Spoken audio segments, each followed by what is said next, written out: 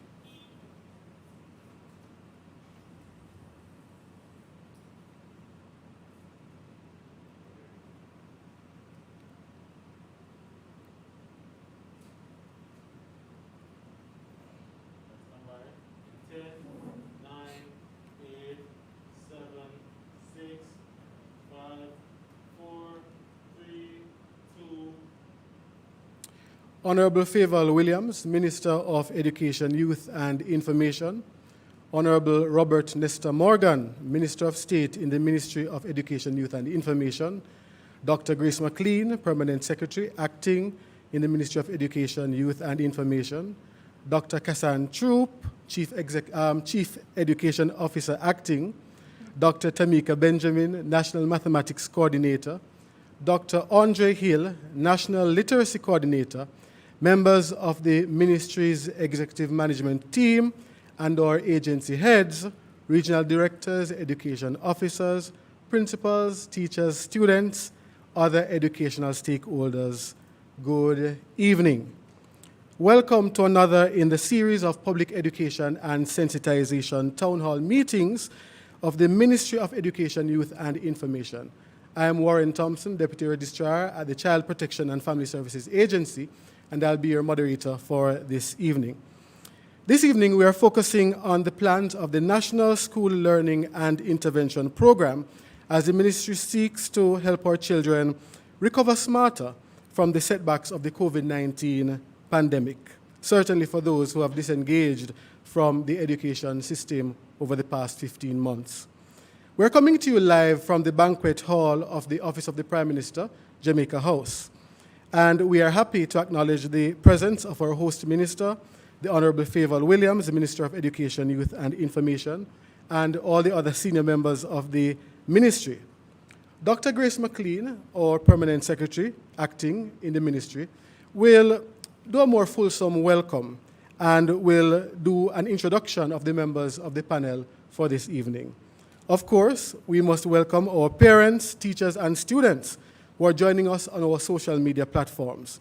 On Facebook and Twitter, we are at MOEYI Jamaica, and on YouTube, we are at MOE Jamaica. Let me now hand over to Dr. McLean as she offers welcome.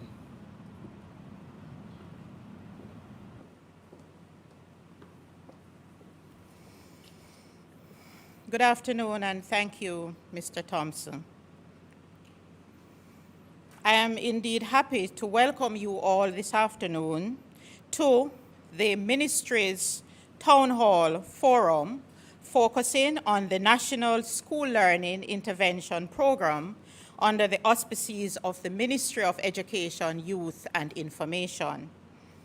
Let me acknowledge the members of our distinguished panel this evening. Yes, it's after 6 now. The Honorable Fayval Williams, our Minister of Education, Youth and Information. The Honorable Robert Nestor Morgan, our Minister of State in the Ministry of Education, Youth and Information, who is joining us on Zoom. Dr. Tamika Benjamin, our National Mathematics Coordinator. Dr. Andre Hill, our National Literacy Coordinator, and he's also joining us on Zoom. And our Acting Chief Education Officer, Dr. Casson Troupe. A very special welcome to our moderator this evening as well, Mr. Warren Thompson, who is the Deputy Registrar of the Child Protection and Family Services Agency. And of course, you know that's the agency that is responsible for specifically our children and families, along with the National Parenting Support Commission. We are really happy to provide this opportunity to outline the plans and programs under the National School Learning and Intervention Program, and to ensure that we answer all your questions, we clarify any misunderstanding, and we provide you with all the information that you need for 3 programs specifically. Our summer school program, which commences next week, Monday, our extra lessons program, as well as our homework program. And of course, all of these programs are under a broader, full researched framework that is called the National School Learning and Intervention Program. Ladies and gentlemen, our students, our teachers, our parents, we invite you to join us on the different platforms this evening for us to provide the information that you require to ensure that we continue to recover smarter. Thank you. Thank you very much, Dr. McLean. So, viewers, you would have heard that this evening is about you, our stakeholders, particularly our children. And it is the National School Learning Intervention Program. And Dr. McLean mentioned 3 specific aspects of the program: summer school, extra lessons, and homework assistance. To tell us more and to bring remarks, I now invite Dr. Tamika Benjamin, our National Mathematics Coordinator. Honorable Fayval Williams, our Minister of Education, Youth and Information. Honorable Robert Nestor Morgan, our Minister of State in the Ministry of Education, Youth and Information. Dr. Grace McLean, our Permanent Secretary Acting. Dr. Casson Troupe, our Chief Education Officer Acting. Members of the Executive Management Team of the Ministry of Education, principals, teachers, all the stakeholders and partners in education, good evening. It's my pleasure to be a part of this forum this evening to share with you more details about the National School Learning and Intervention program. As our permanent secretary mentioned, this is a program that would have been developed using a lot of research, pulling on all the technical expertise in the ministry, and engaging a number of stakeholders across the sector to fine-tune it, to ensure that the plan that would be implemented would meet the needs of all of our students. And that's the basis of the plan. A plan that's outlined to ensure that we identify where every single Jamaican child is, and we develop and implement programs that are designed to meet their unique needs. Each child has had a different experience over the last 16 months. And so it's important for us to ensure that we are catering.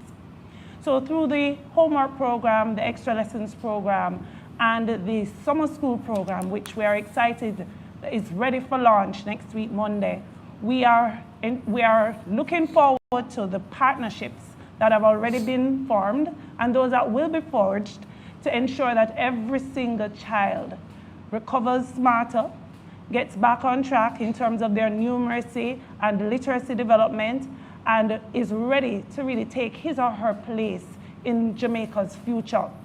So we look forward to working with all our principals, with our teachers, with our parents, with members of our wider community to partner with us to ensure that we prepare our students, we help our students recover.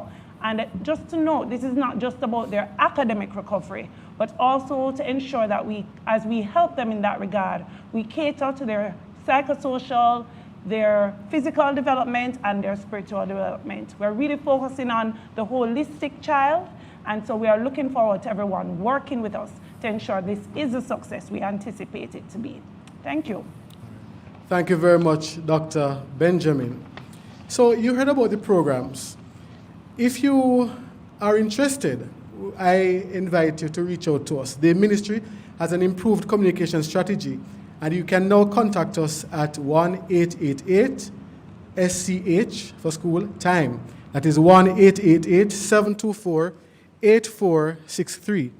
You can also call us at 1-888-EDUCATE, that is 888-383-2283. I must apologize, I'm saying one, but we are now in the 10-digit dialing dispensation, so you don't need to put one, just 888-EDUCATE.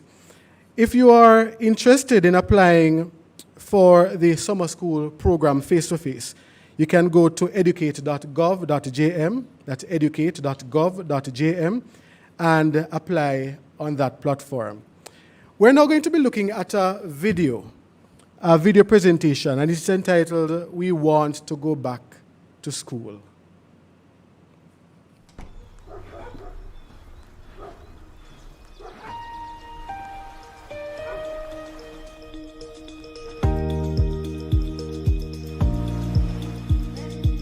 We want to go back to school.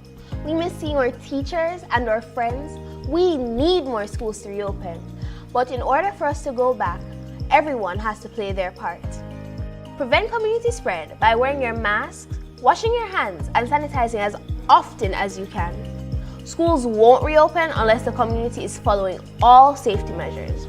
Face-to-face learning for all schools is what the Ministry of Education, Youth and Information hopes to achieve soon. So do your part. Let's send the kids back into the classroom. Every child can learn. Every child must learn.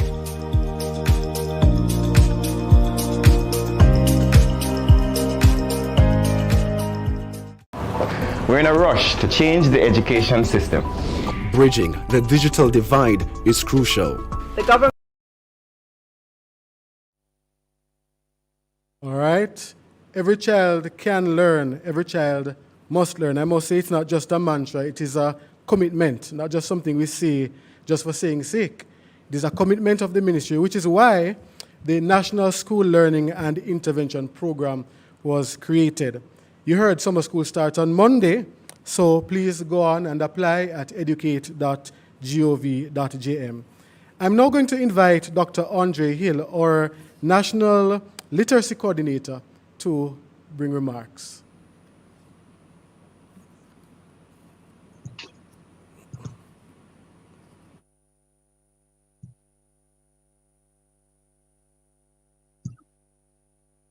Thank you very much. Honorable Fayval Williams, Minister of Education, Youth and Information. Honorable Robert Nestor Morgan, Minister of State in the Ministry of Education, Youth and Information. Dr. Grace McLean, Acting Permanent Secretary in the Ministry of Education, Youth and Information. Dr. Casson Troupe, Acting Chief Education Officer in the Ministry of Education, Youth and Information.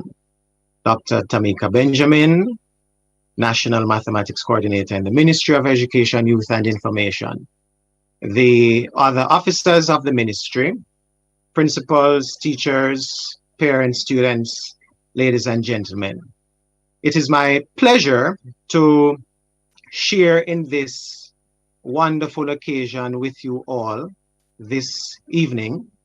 And in my capacity as National Literacy Coordinator, I join my colleague, National Mathematics Coordinator, and my honorable ministers, my permanent secretary and my chief education officer, in presenting for your consideration and certainly your support the National Intervention Learning Program and the constituent components of said program. Now, when there is learning loss, there is life and opportunity loss. Dreams are either suspended or destroyed, and the effects ripple across families, communities, and nations. The future essentially hangs in the balances. It is against this understanding of a reality that is immediately possible that the Ministry of Education, Youth and Information is rolling out the Recover Smarter National Summer School Program 2021. Research indicates that students who spend additional time on tasks improve in their academic performance and also gain important foundational skills in literacy and numeracy achievement. For these reasons, the Ministry of Education, Youth and Information is inviting all students, and I did say all students, and all available teachers. And of course, we are depending on the support of the parents and guardians of the nation's children to participate in the National Summer School Program. Let us set the foundation right for September.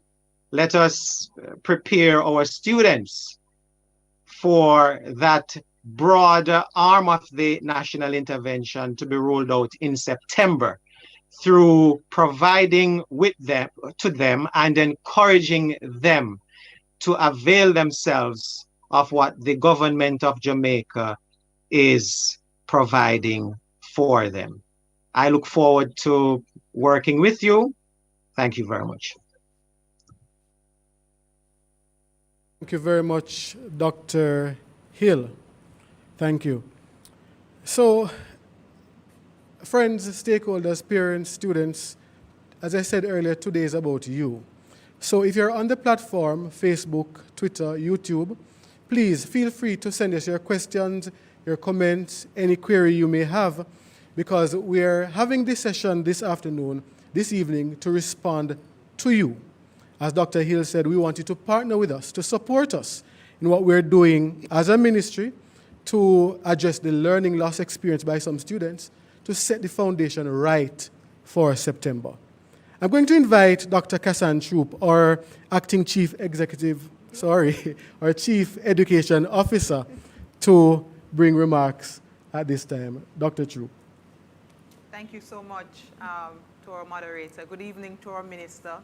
Good evening to my colleague panelists, and of course our colleagues in cyberspace from the Ministry of Education, and most importantly our constituents in the field, our parents, our students, our teachers, our educators, Greetings. It's really a pleasure to be here again with you, just to share with you this evening what we have put together for you. The Ministry of Education has a responsibility to make sure that all our boys and girls can be successful in life. And this is what our intervention is all about. We have reflected on what the pandemic has done to our education system. We know that some of our students have been displaced, but we have a responsibility not just to know that, but to do something about it. It is our quest to provide quality education for all our students, and to do so guided by the principles of equity and inclusion. And of course, our National Learning Intervention Plan has been built with that in mind. So boys and girls, parents, this is a call to action.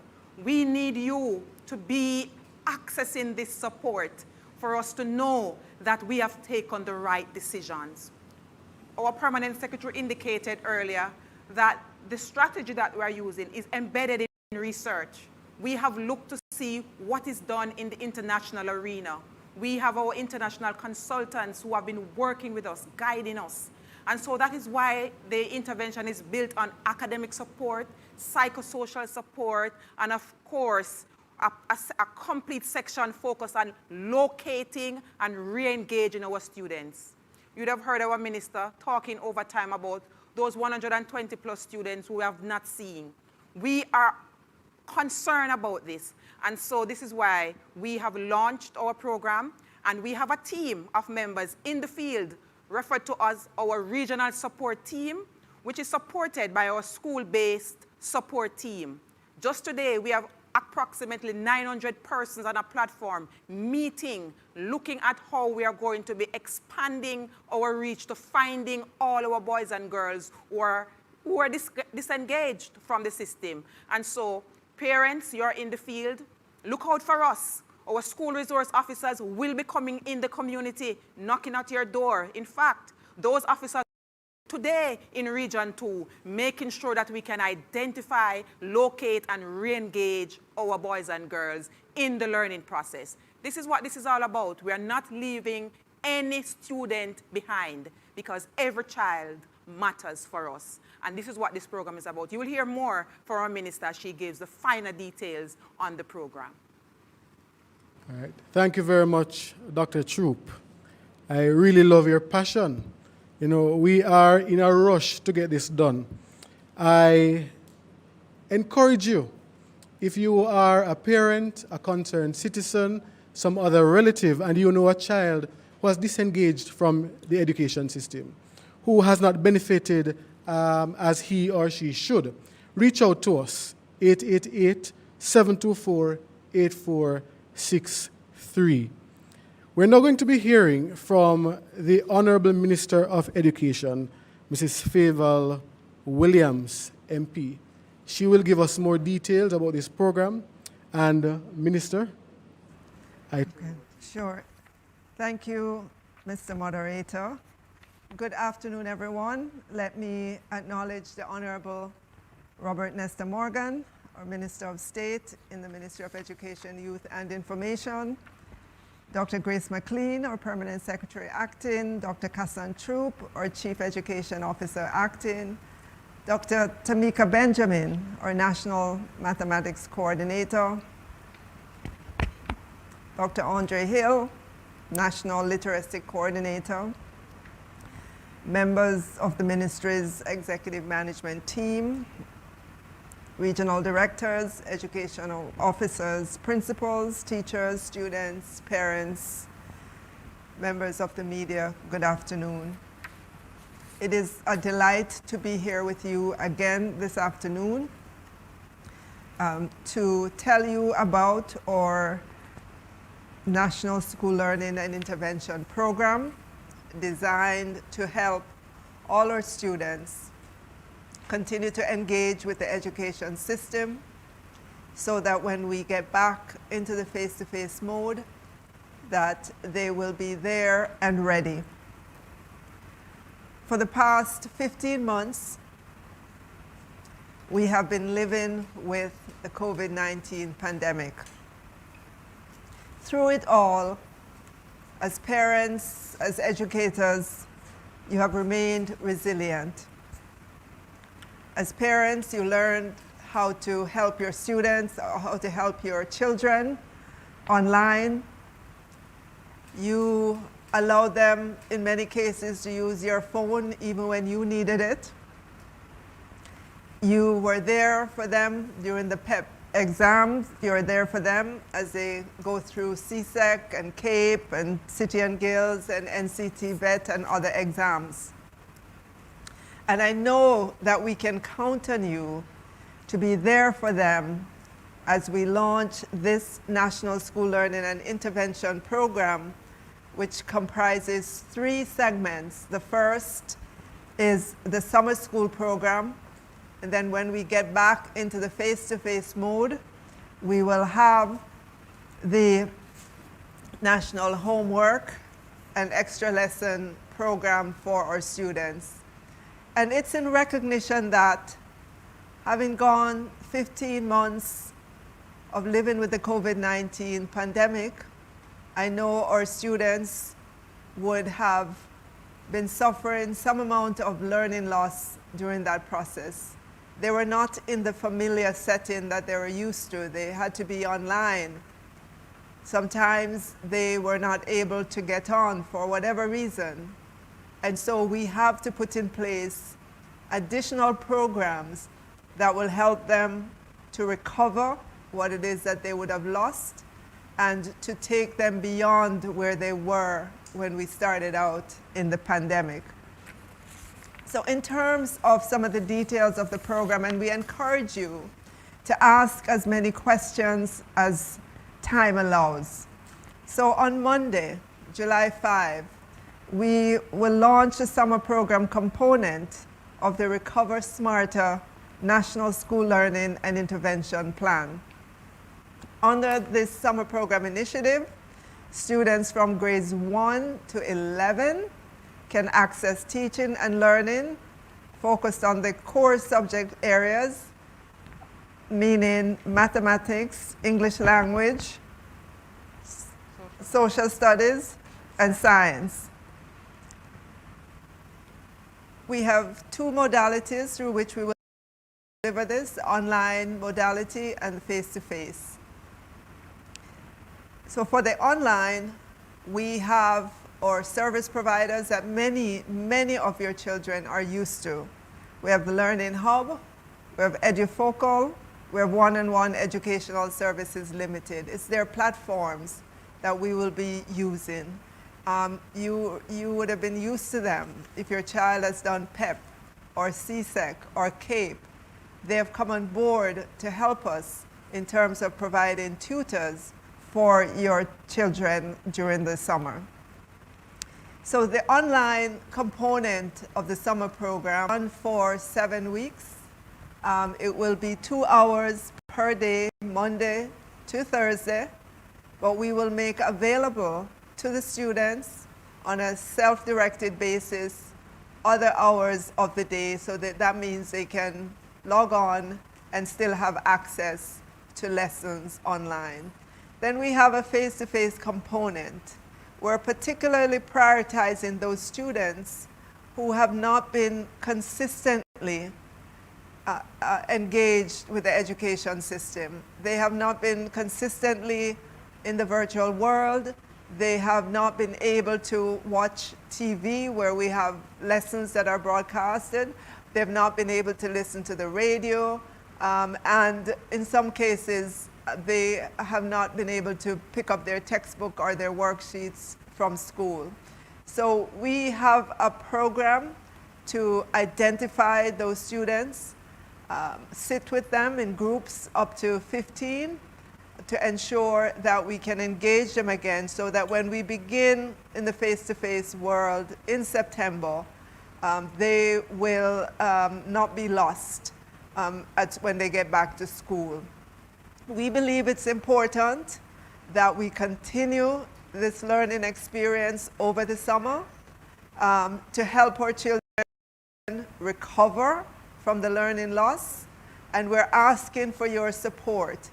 We will give you the information as to how to access all the online platforms. We will be in touch with you as parents for those children who have been identified as needing the face-to-face.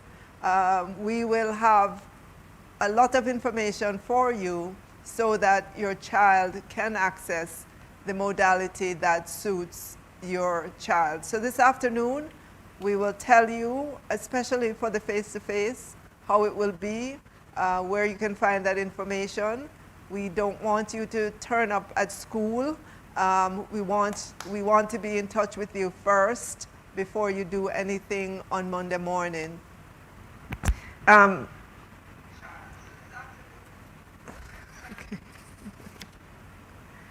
So with those remarks, I'm going to turn back over to the moderator. We want all our students to recover the learning loss that they would have suffered. We want all our students to feel when they go back to school in September. We have all hopes.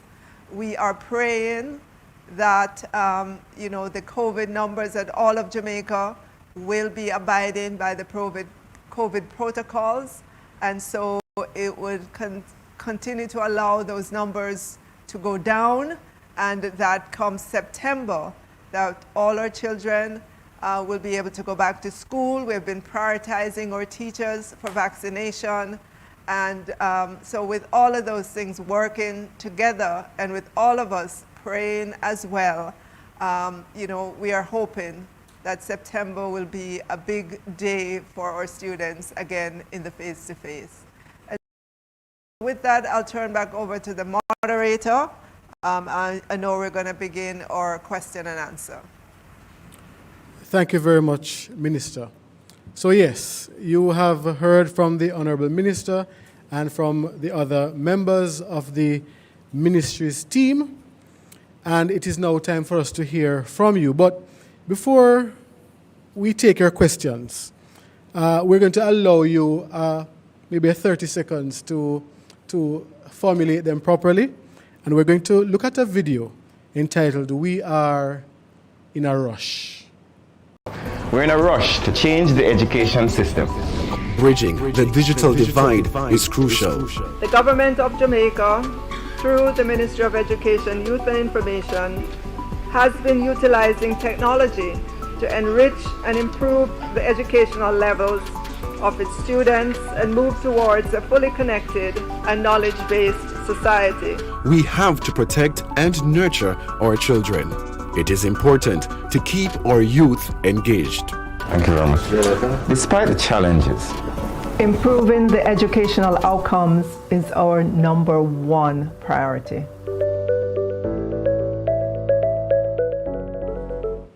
Good. So we're ready now to hear from you. We have a number of questions, but just to set some parameters for how we'll proceed. We will take the questions coming in on the social media platforms.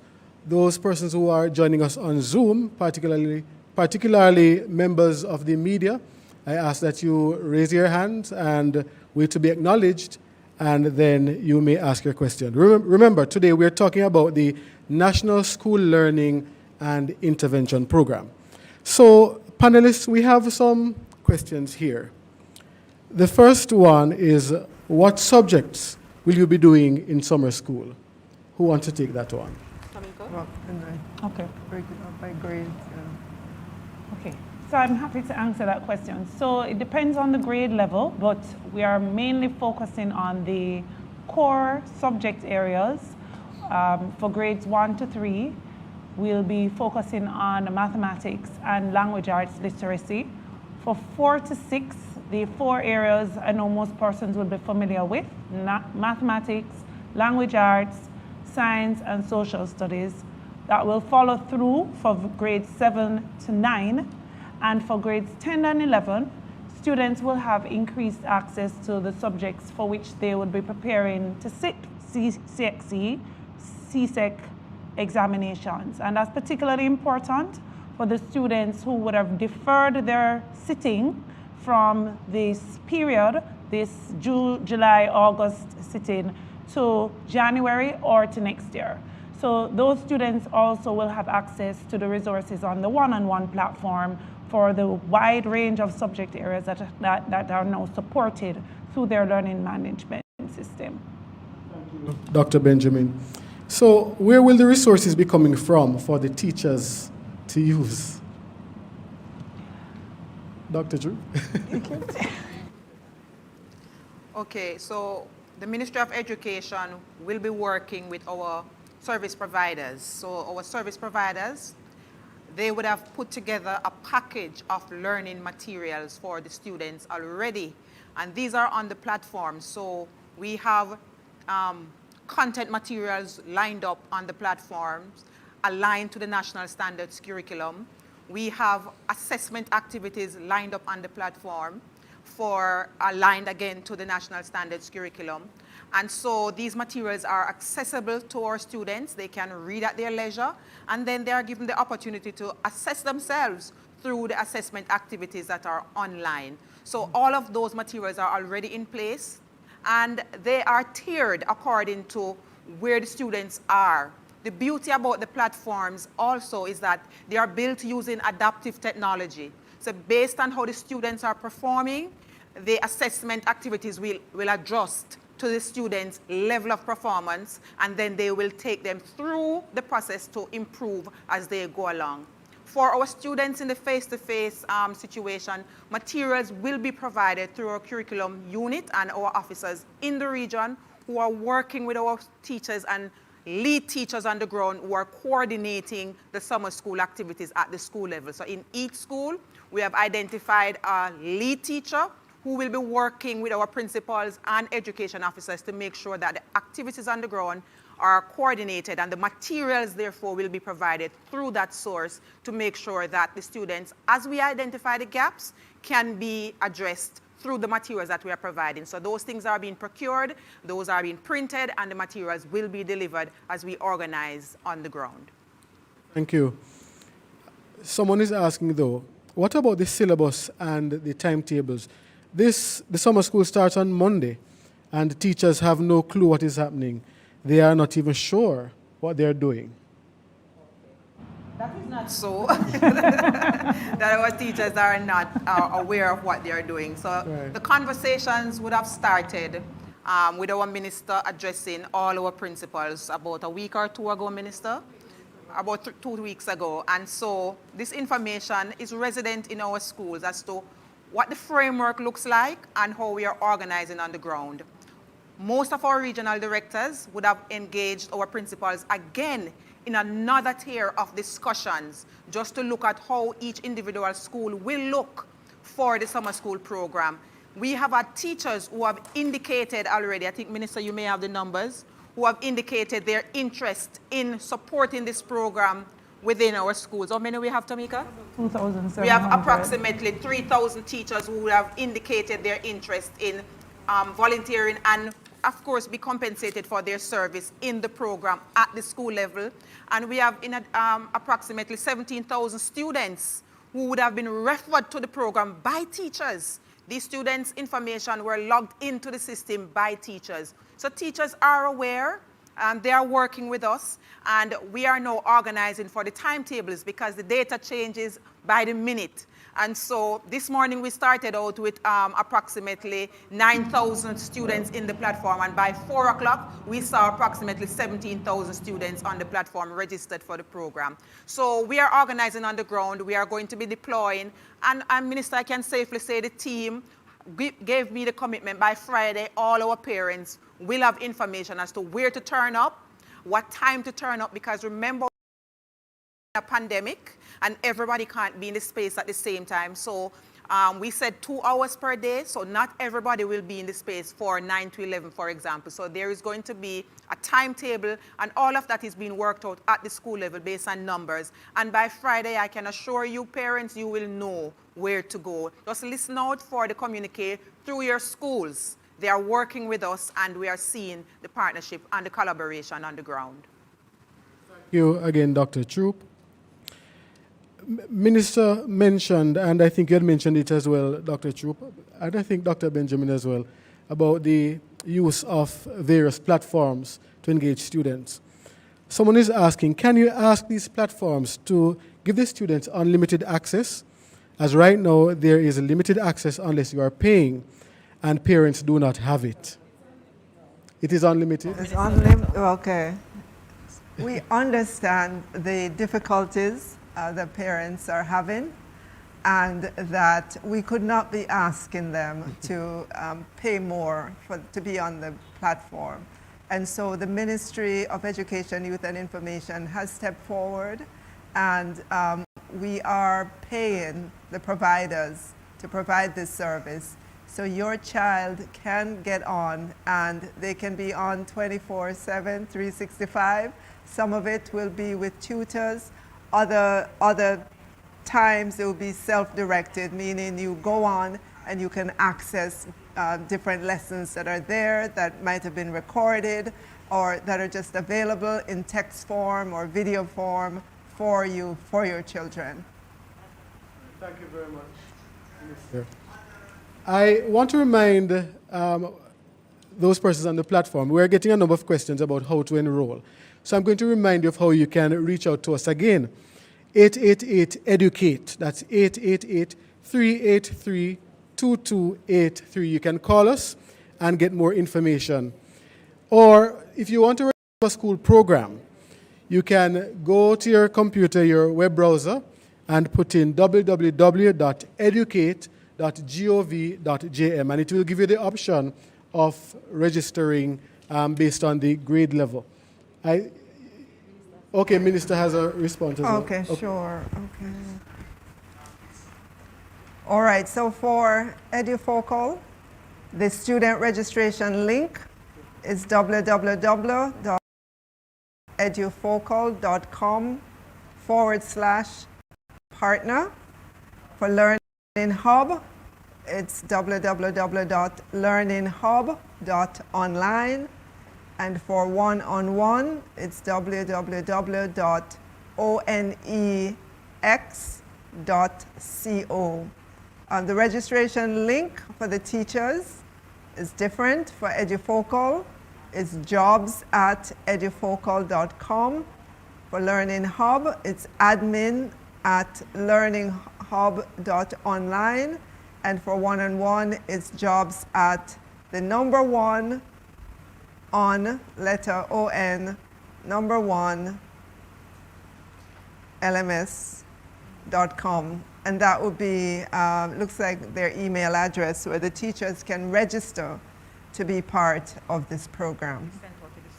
And we would have sent out this information to all our schools already, but just I wanted to repeat it here for you. All right, thank you very much, Minister. So you have been given the information. Go on, log on, apply for the program, register, do all that we're asking you to do. There's another question here. Will there be a mixed modality in September? Minister, or Minister? Back to school. Yes, right. So ideally, come September, we would love all our children to be back in the face-to-face mode, because you know that being back at school allows them to interact with each other, with their teachers, to continue to build on those relationships that they would have had during their school year, to do extracurricular activities and so on. We don't know what September will bring. We are encouraging our schools to still use the mixed modality, to still use the technology that is available. We may still have to be abiding by the COVID protocols, and so not all students will be able to be at school at the same time. So our schools will be directed to use the rotational approach, to the blended, the mix, so we get all our students having access to education, but some of them may still be at home online, some will be in the classroom, they rotate, and so on. So that's what we're envisioning, at least that's what we're preparing for come September. Thank you, Minister. What is the two questions I'm going to ask? First, what is the cost for summer school? And the other, when will the children get a break. Okay, I'll take your second one first. So, on the lips of every Jamaican, in the many, many conversations that I have heard in the public domain, Jamaicans have been bemoaning the learning loss that the students would have experienced. It's not just in Jamaica, it's global, because everyone knows the education sector has been hard hit. But we still have to wake up and still make the effort to have our children learn. We would love to say to our children, you know, just go and disconnect and don't come back until September. But that would be irresponsible of us. We have to make the facilities available, and it's available to all our students, especially the online platforms. They're available. It is not mandatory, but we are encouraging all our students. It's only 2 hours per day, Monday to Thursday, that we're asking you to be in the online world, in the face-to-face. It's for the month of July, so the month of August. You know, you can have some rest and relaxation, but even then, the online platforms will still be available for you, and we're encouraging you to be self-directed, to still go on and avail yourself of what is there. In terms, there will be no cost to our parents. The Ministry of Education, Youth and Information will be bearing the cost of the online platforms. We will be, for all the teachers and the tutors who will be engaged in the system, the ministry is also bearing the cost of that. So we want our students, all of them, to be engaged. Learning takes time, education takes time, and if you're not doing it, if you're not engaged, you're kind of losing a little bit of it every day. But we want you to catch up, we want you to recover smarter. We want, when we get back into September, into the full swing of things, God's willing, that you'll be excited, you'll be ready, and you will be enthused, and we'll be off to the races. So that's the thinking for our students. All right. Thank you very much, Minister. I'm informed that we also have the service providers on via Zoom, and they may choose to respond to some of these questions if they are so inclined. Someone is asking, will these classes be geared towards the future classes, or will it be a refresher of what has been done over this past year, especially for our PEP students? Mm-hmm. Definitely. Everything that we do under this program is geared towards our future classes. The aim of the program is to make sure that the gaps are addressed before you are exposed to the more complex materials. So yes, everything that you will do will be geared towards your future classes. As we would have outlined, we are relying on our school leaders and teachers to identify the areas where our students did not perform so well in. We have our diagnostic tools as well that we are using to find the areas in the different subject areas. So in the curriculum, we have what we call strands, different topic areas that the students have to master.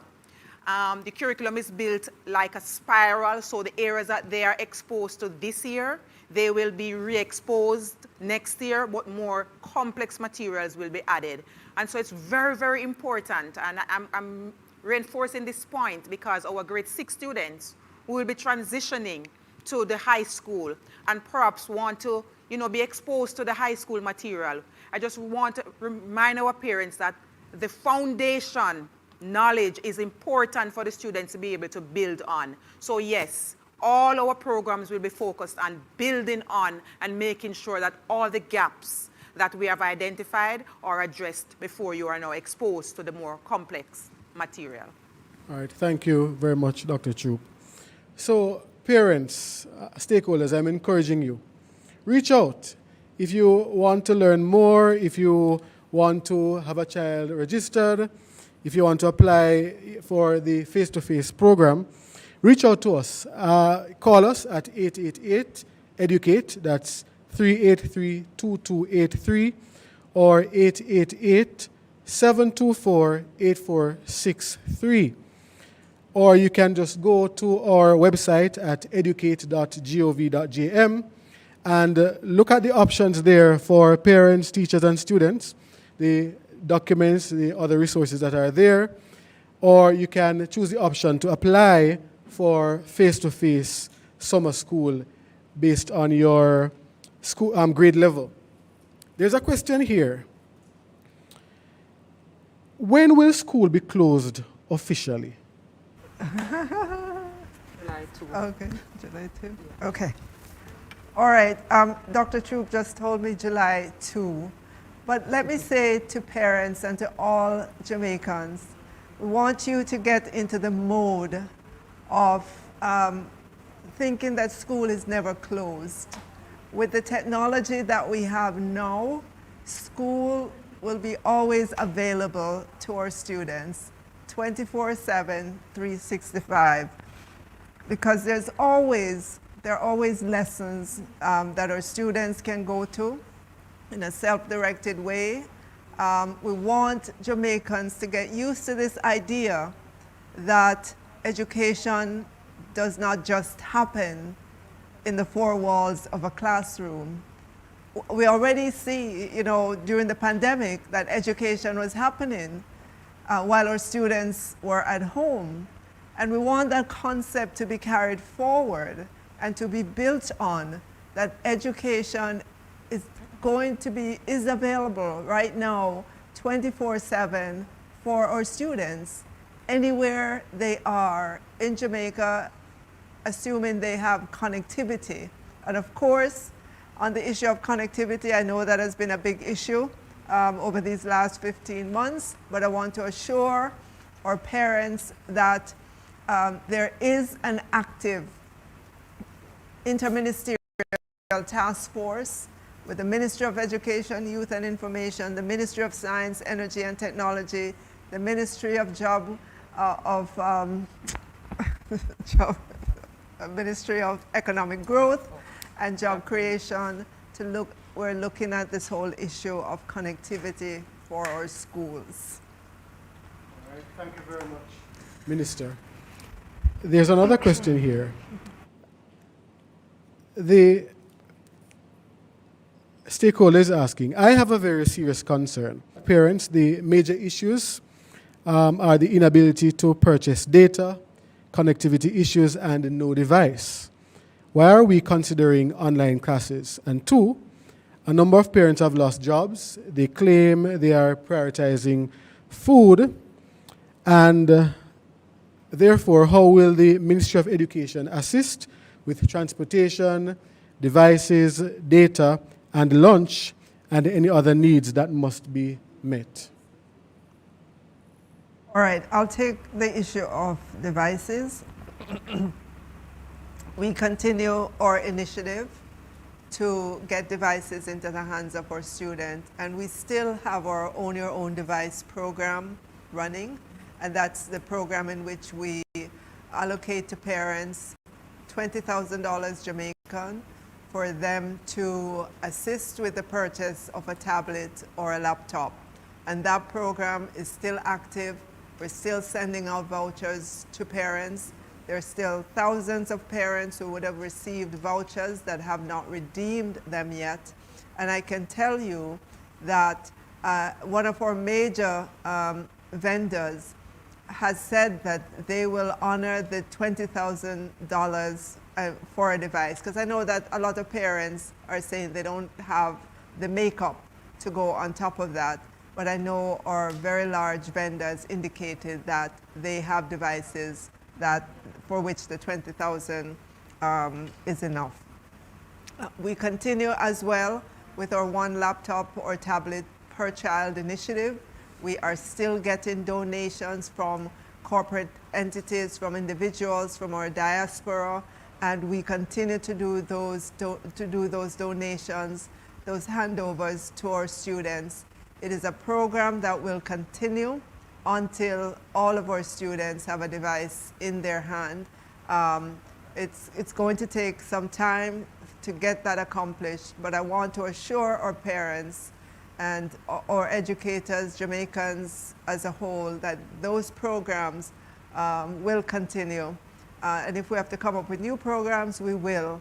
But it's an effort of the ministry, it's an effort of the government that will continue until we complete that mandate.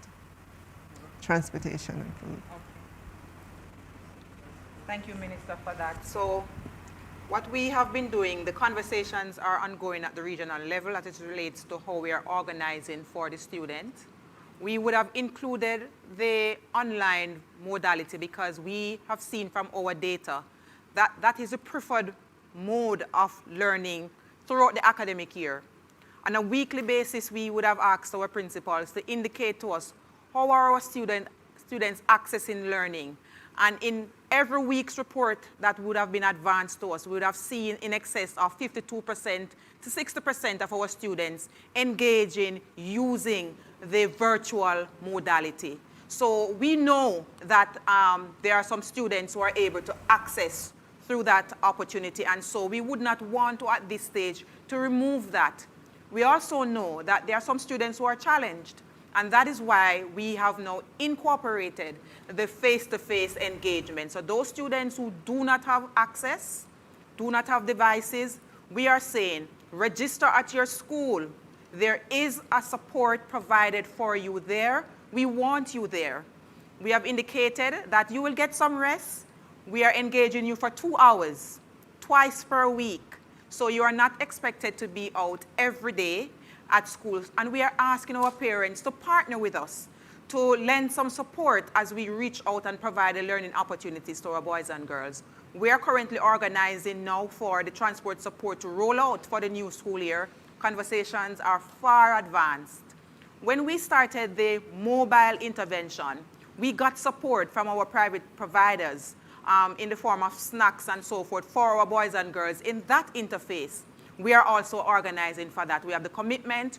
We have materials in the field already, because when we had to suspend, Minister, the face-to-face, the mobile intervention, we had some materials already out there that we didn't use, and they are packaged and stored and so. So we actually have some stock in hand, and we are getting new supplies for our boys and girls to have some snack for the 2 hours that they will be engaged in. So yes, we are thinking of our students.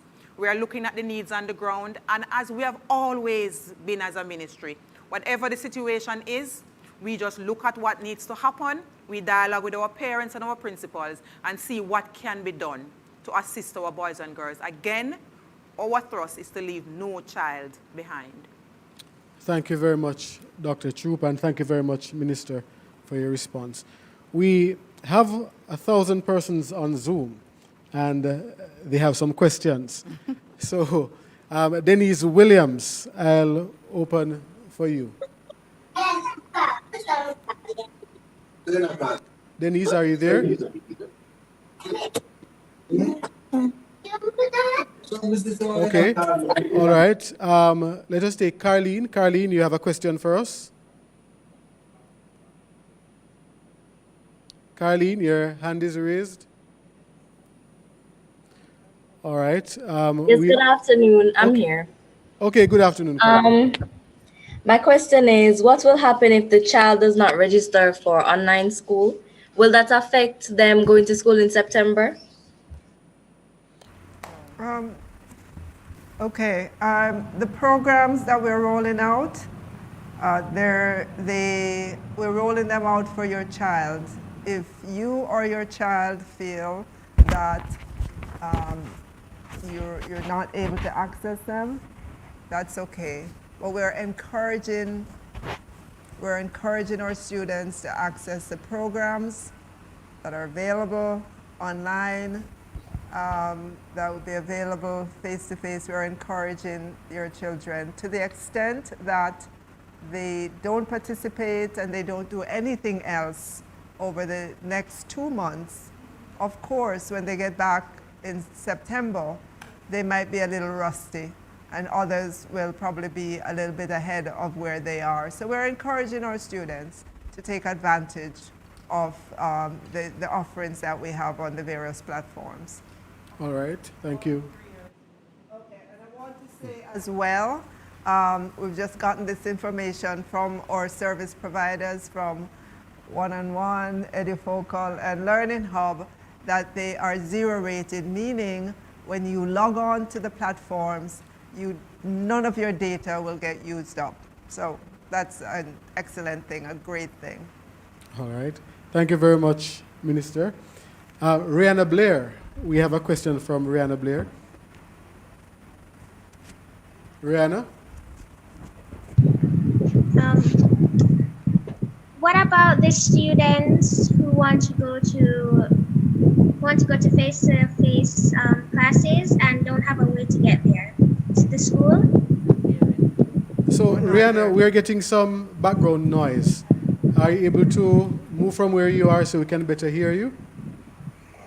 Yes, I'm coming. Go ahead and ask your question. What about the students who want to go to face-to-face classes but don't have a way to get there? Don't have a way to get there, no transportation. Right. Go ahead. They're going to register for transport? Okay, so we are happy that you want to go to summer school, Rihanna. I'm very, very happy, and it's a joy to hear your voice. Welcome to the program. So what I want you and Mommy to do is to just talk to your principal. We have what we call lead teachers, who are identified as the coordinators in the schools, who will be documenting this kind of information. So have Mommy report to school and just to explain to our principals and lead teachers what the situation is, and I assure you some support will be provided.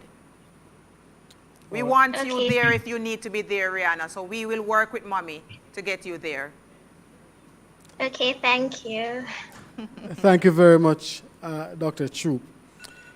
A number of persons on Facebook are expressing some amount of anxiety regarding PEP.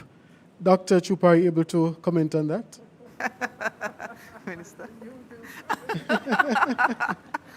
Okay, so I understand the anxiety. I know. I've been getting the calls too. Our parents are nervous as it comes closer to that time. They're accustomed to, Minister, at this time to be hearing from us. But as you know, we are in the pandemic, and so the administration of the exam was delayed, and so the data or the results would also be delayed. So we assure you that we are working assiduously. My last interface at this on this platform, Minister, we had indicated that the results will be out before August. And I also want to take the space to just announce we are working towards the middle of July. So just bear with us. We will have that information out by the middle of July. I know parents are nervous, but hold us to that. Our team is, they're working night and day because we understand the anxiety. Just this morning, a comprehensive presentation was presented to our minister as to the processes and where we are now, and the reassurance has been given to our minister that we will be ready by the middle of July. So come abreast of the updates. We will be writing to our school. Our minister will be hosting a press conference on releasing the information, giving you the summary updates. So we are preparing for you. Just be patient, but we understand. All right. Thank you, Dr. Troupe. We are returning to Zoom. Wayne Allen has his hand up. Wayne, can we hear from you? All right. Okay, go ahead, Wayne. Yes. Good afternoon. I am a parent from Mandeville Primary School. I am definitely interested with the learning process that you guys are putting across, but sometimes we as parents having difficulty when we go about this kind of information at the school body. What can we do about that if we are having a challenge, as in maybe getting the child to be registered online or maybe going face to face, whatever is available to me what I can manage, and I am having challenges doing so. Okay. So Tamika, you want to talk about the online again, and we have the platform providers here who could also give some more information. And Dr. Hill can also help us with the face-to-face. Right. All right, so really happy to provide the information. As it relates to our online service providers, I'm going to give an email address and a telephone number if you are having any challenges registering your student on any of the platforms. So just to mention, EduFocal will be serving our students who are located in regions 4, 5, 6, and 7. That's the parishes of St. James, Westmoreland, St. Elizabeth, Manchester, Clarendon, and St. Catherine. I hope I've covered all of those parishes. And they will serve our grades 4 to 6 students. And if you're having a challenge logging on to their platform to register, you can send an email to help, HELP, at edufocal.com, or you can call them at 876-784-6717. Learning Hub will be supporting all of our grade 1 to 3 students straight across the island, and they will also support our grade 4 to 6 students in Kingston and St. Andrew, St. Thomas, Portland, St. Mary, and St. Anne and Trelawney. They can be contacted at 876-899-2838 if you are having any challenges registering your student or your child on the platform. And One-on-One Educational Services Limited, they will support all of our secondary students. That's all our students in grades 7 to grade 11. And you can contact them at 876-613-9198 or 876-809-4197 if you are having any challenges registering on the platform.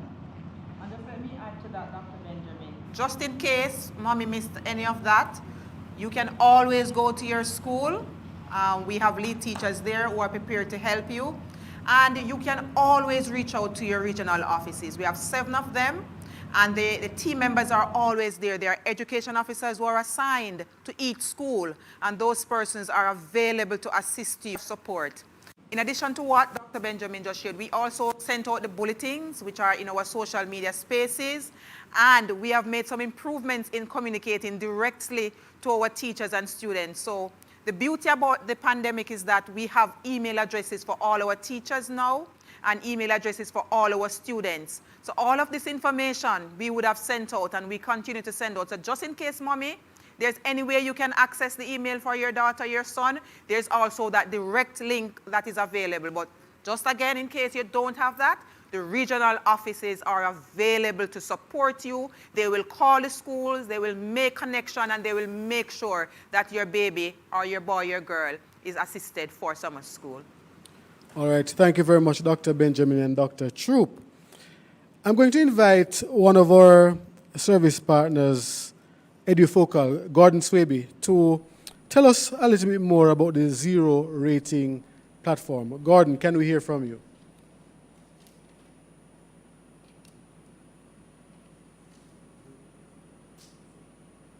Is he there? Okay, all right. Okay, all right. So, Ricardo from One-on-One, I hear you're with us as well. Who are we hearing from? Okay, Gordon. Gordon is ready. Okay, Gordon, let's hear from you. Tell us about the zero rating platform. Good afternoon, everybody. So, with our zero rating through both Flow and Digicel, students that are accessing our asynchronous offering, i.e. our educational content, they will not need an active data plan to access our service. All they need is a smartphone So if you don't have a data plan, you will not need to activate a data plan to use our service. And if you do have an active data plan, it will not count against your data on either of the networks. So that is something that we've worked with both providers on, and we're looking forward to rolling that out for next week. All right, thank you very much, Gordon. I assume that you are hearing some of the questions and the comments coming in from some of the parents and students. Do you have anything else to share with us to assure our parents and our students that this will work? So, I mean, I have no doubt that it will work, and obviously everything will come, or everything has challenges, right? What I'm focused on with my team is to ensure that when the challenges do come, i.e., for example, let's say that there's an issue with connectivity. We are working with partners across the island to solve that problem. I mean, I don't want to speak to it at this moment in time, but where the problems do come up, we are putting together a solid customer service support team to solve any of those problems that may arise. So it is not to say that there will not be problems. It is how quickly can those problems be solved. And we are making a commitment that those problems will be solved in a very efficient and timely manner. Thank you very much, Gordon. So that was Gordon Swaby from EduFocal, one of our service partners. We also have Ricardo Allen from One on One. Ricardo, can we hear from you as well? Sure. Good evening, everyone. Parents, teachers, members from the ministry, etc. We're delighted to be a part of this, and for us, we're providing a very vital service, we think, to the high school students who really have been whether left behind or needs to catch up or just to get ahead, right? We believe that we can use this summer to make it a summer to remember. And, in addition to kind of what has been mentioned so far, right? Yes, students will be able to access our platform on either the Flow network or the Digicel network. Once they're on a mobile device, it will not pull any data from your phone. So parents, rest assured, you can actually share that device with the child. It will not pull away the data once they're accessing the self-paced content. In terms of our programming, right? One of the things that we want to give parents a chance to do is really to get an assessment as to where your child is in terms of learning. So we talk about skills gap testing. So at the start of summer school, every child will be able to get a report on everything that they know and what they don't know going into the next academic year. And based on those learning gaps, our content is so designed from 7th grade all the way to grade 11 for you to actually get self-paced content to assist you in acquiring those skills that you're lacking. So, we're very excited. In terms of customer service, we know there will be issues with parents. And so we have a team all across the island to support these students, these parents. We'll be going out in the field as well. So you'll be seeing one-on-one coming to your community, checking on the student, how they're doing, and even to encourage you to actually do what you need to do to make this a summer to remember. So again, we're very excited, and we're quite happy to take any questions that you may have. And I'm also monitoring the social media channels. We do have a team who are monitoring as well, but we're excited to get going. And next week will be the start of a summer to remember. All right, thank you very much, Ricardo. So you hear it, it's a summer to remember. You've heard from EduFocal, you've heard from One on One, and now we're going to hear from Dr. Charlotte Ashman from the Learning Hub. Dr. Ashman, can we hear from you? Hi, thank you so much, Mr. Moderator. Good evening, everyone. Good evening, Jamaica. So we at Learning Hub, like my colleagues, we are very happy to be partnering with the Ministry of Education on this summer program. We have a platform that is designed to, first of all, see what the gaps are. So the first thing that we'll be doing is to test the students to see where they are in terms of the current curriculum. And our gap test will identify areas that they're weaking in regards to the strands that Dr. Troupe mentioned before. So if a child is weak in numbers or measurement or statistics, the program that we have will tell them exactly what they need to do in order to bridge those gaps. So we have a very flexible platform. We have the entire curriculum from grade 1 to 6 on the platform. We're talking about every single objective. So the aim is once the child comes on, we'll find those gaps and we'll bridge them. That's the idea. We'll bridge them so that when September comes, they will be where they are supposed to be, so everyone can start at basically the same level. All right, thank you very much, Dr. Ashman. So you have heard it. This is the summer to remember. This is partnership. We're going all out to ensure that you are ready for September, that our students are ready for September. But we still want to hear from you. So we're going back to our Zoom platform. We have some questions. So Kamik Clark, can you unmute and let us hear what you have to say? That's Kamik Clark. All right, we're not seeing Kamik. Jazan Moore Harrison. Okay, wasn't unmuting. Okay. Good evening. Okay, welcome, Kamik. Good evening, everyone. Good evening. My burning issue is I hear everything talk about high school and primary, nothing about the infant. I have a child who attended high school also, but me still insist about the infants. My son is a slow learner. So I want to know what take place to the infant them, please. No summer class, I want to know if summer class I go keep for them. And my son really need the catch up. Really, really need it. 5-year-old, next September, grade 1. And he's not doing good. Yes. Thank you very much. I want to know a 5-year-old for infants.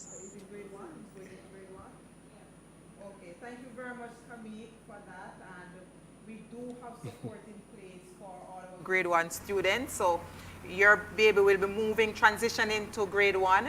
That child can access the support that we have at the primary school. So that child would not have been registered in a primary school at this point in time, but you would be living close to many primary schools within your area, because as you know, our primary schools are built like that, in close proximity to the communities, and our students are encouraged to walk to those schools as best as possible.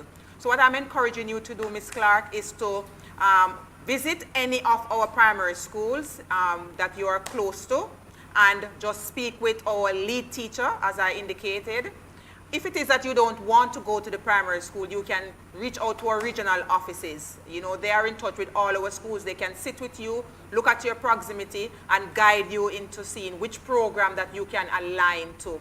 So we have support for you, and we continue to work with the Early Childhood Commission to provide the stimulation and the support for our babies at that stage. So once you visit the regional office, we have an early childhood officer who is aligned to each regional office that is there to support you, again, to make sure that you can access this kind of support that the ECC would have made available. They have a robust program running now.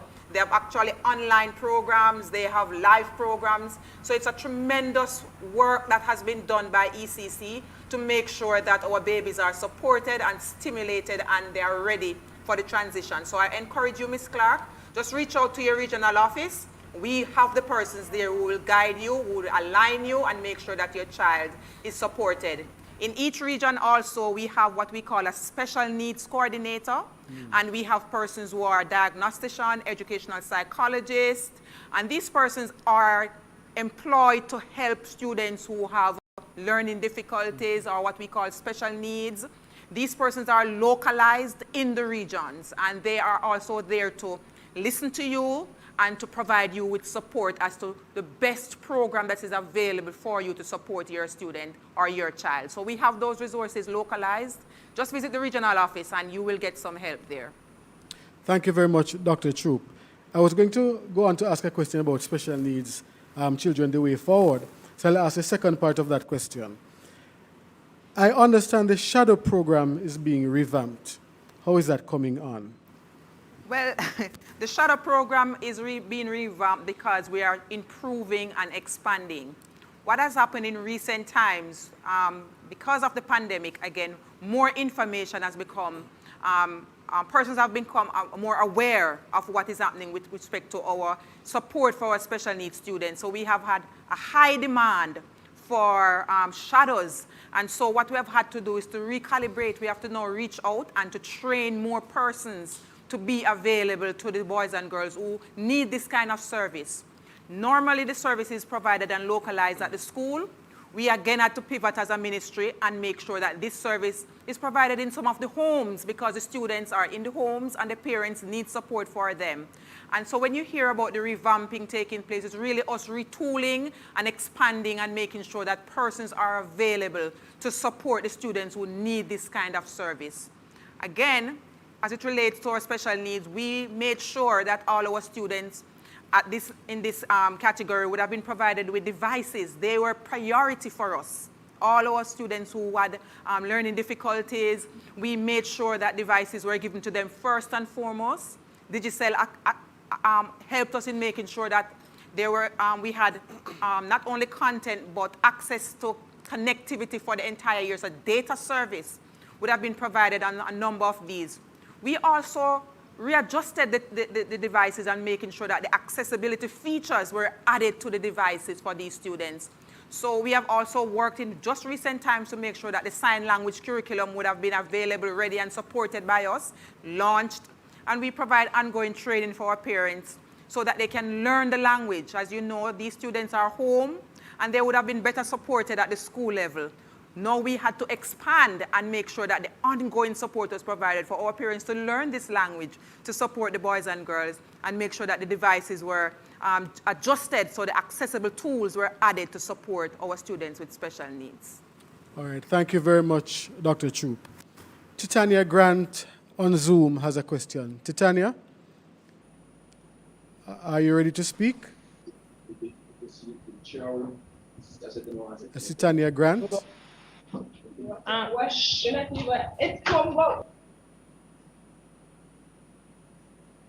All right. Titania, are you going to go ahead? Okay. So let us hear from Onisha O'Brien. Onisha O'Brien on Zoom. Onisha?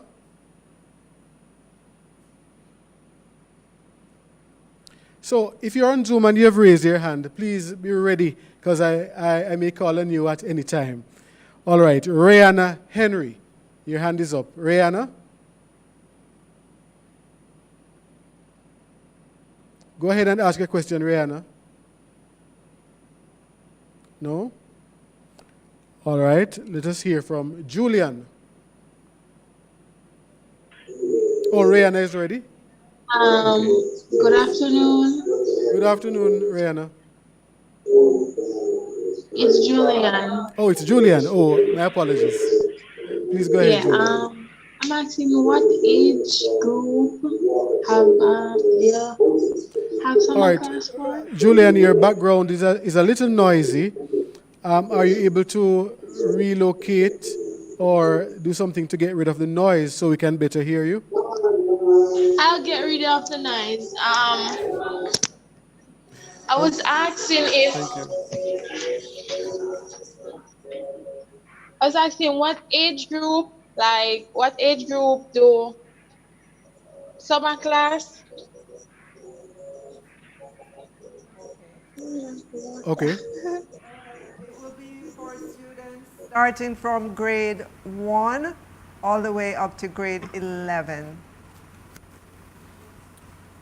What grade is your child in?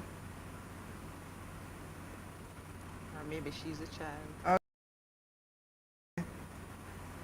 Julianne, what grade are you in if you are the student? It is muted. Oh, in grade 10 going to 11. Okay. Absolutely, then it's for you. Okay.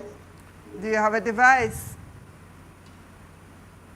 Huh? Do you have a device? Yes, I have. Awesome, then you are ready. Tell them to log on. Log on. One-on-one. One-on-one will be your platform. All right, thank you. Okay. Yes, thank you, Julian. You're welcome. Aislinn Marshall, can we hear your question?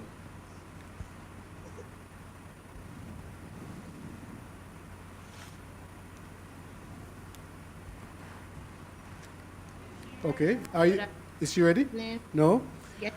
Good evening. Good evening. Who are we hearing? It's Miss Marshall. Okay, hi, Miss Marshall. At the moment that you were talking, I was trying to log in, and when you go on, it says region. What are we for Manchester region? The region for us in Manchester. Or is it asking for the region? Oh, what region? The Manchester region is region 5. Okay. The next question is, when you go on and they ask for the school, Mandeville Primary, that's where my child goes, but that Mandeville Primary is not on the list. On the list for which of the platform? For the face. Okay, on Educate. Summer school. For grade 5. It should be there, man. Just try again.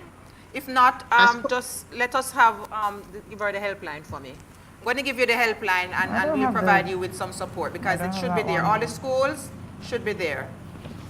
I scroll right down to the bottom. It's not funny. All right, so we're going to give you some information to call the regional office. All right, so Ms. Marshall, you can call us at 888-728-8463. That's 888-724-8463. So call us and let us know, and we will definitely look into it to ensure that your school. All right, or you can post your number in the chat on Zoom, and we'll get someone to respond to you. All right. Thank you very much, Ms. Marshall. Sanelia, I hope I'm pronouncing that correct. Sanelia, are you ready for us? Yes. Good night, everyone. Question. For my daughter, she's in high school. It's Oberlin High. That will be on the list as well, correct? Yes, it should be. Okay. And for my son, he's going on to grade 4 at Lawrence Tavern Primary. Is it okay for him to do the face-to-face because I wouldn't want him doing online because I don't have anyone at home to assist him during the daytime? With that. Hello? We're okay with that, Sanil. Just report to the school. Okay. And your teacher will provide you with some support. So for my... Okay then, and also my nephew, right? Because both my daughter and my nephew attend high school. So they just get up the morning, go up to Oberlin, walk with the books and stuff, and the teacher from there will take it from there. I would have to accompany them. Well, you can if you would love to do that. I know parents like to be there to support their students and their children, but our schools are ready to receive our students. We should be in touch with you via the registration data by Friday, so you can know, because there's a timetable that will guide how the students are scheduled to report to school. But if it is that you have not heard from us, you can also report to the school, because the lead teacher will also be working on the day to organize for learning, because we know that some persons may not get onto the platform and will just report. We have said to them, once they turn up, accommodate and do the organizing and make sure that the information is shared so students know when to return. Okay, and also final question, in terms of time, is it from Monday to Friday and summer class begins at 9 o'clock in the morning as usual over the years? Okay, Doc, you want to take that? Answer that for you, Sanelia. So, as Dr. Troupe would have mentioned, there will be a schedule for summer school.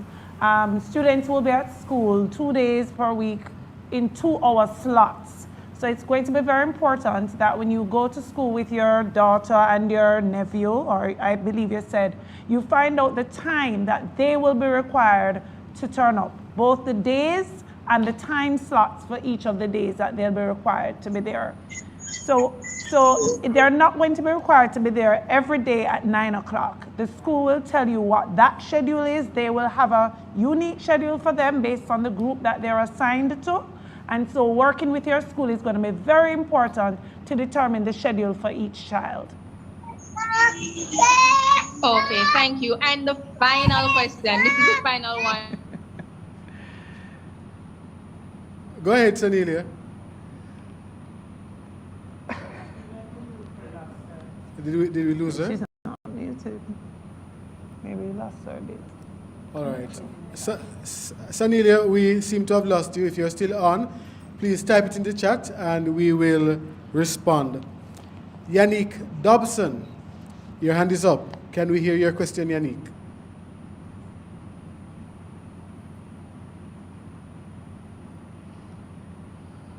No? Okay. All right. How about Nicola Forbes? Nicola, are you there?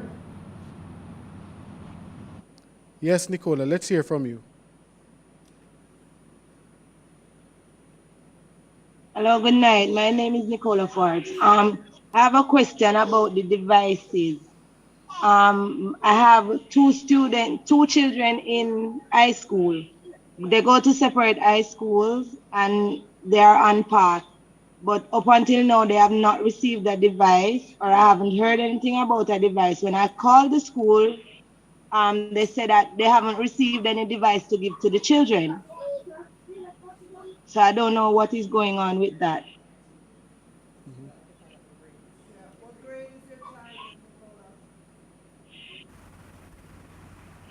Nicola? Are you hearing me? Yes, can you say what grade? What grade is your child in? I have one child in grade 9 and I have another child in grade 8. Okay, we have not started the distribution yet for grade 7 to 9. We're procuring those devices right now, and we expect that come September, we should be able to be distributing to part students in grades 7 to 9. Okay, thank you very much. Another question, the devices that they give for grade 10, I have a nephew in grade 10 that received that device, but they said he has to return it to the school. So I was wondering if they should return it or it's for them to keep and care. Student to keep and care. Okay, thank you very much. All right, good. All right, thank you for your questions, Nicola. I have a question here. Well, I have a couple of questions coming from social media.